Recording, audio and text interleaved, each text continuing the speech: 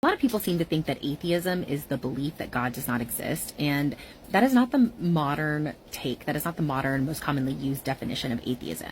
Okay, everybody, today we have a fun follow-along episode. If you go to the Stanford Encyclopedia of Philosophy and you go to the entry on atheism and agnosticism, which is written by Paul Draper, who is himself a prominent atheist philosopher, and you scroll down to the very first section, which is definitions of atheism, the word atheism is sometimes used in a psychological sense in the way that Christy Burke is using it. However, Draper quickly notes that in philosophy, however, and more specifically in philosophy of religion, the term atheism is standardly used to refer to the proposition that God does not exist, or more broadly, to the proposition that there are no gods.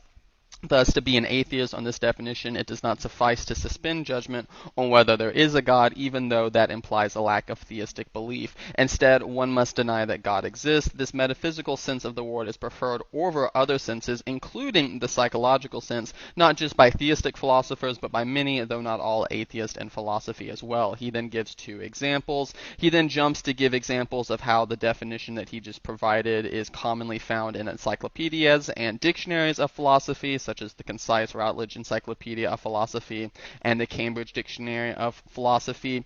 He then jumps down later and assesses several proposals to redefine this definition in a way that'd be more in line with what Christy Burke is suggesting. However, he thinks these are mistaken and concludes, therefore, for all three of these reasons, philosophers ought to construe atheism as the proposition that God does not exist, or more broadly, as the proposition that there are no divine realities of any sort. So, Christy, if you're confused or you don't know why people are having a hard time grasping this use of atheism that you're using, it's because you're using it in an idiosyncratic way that is not normal, and that's not really the best way to use words.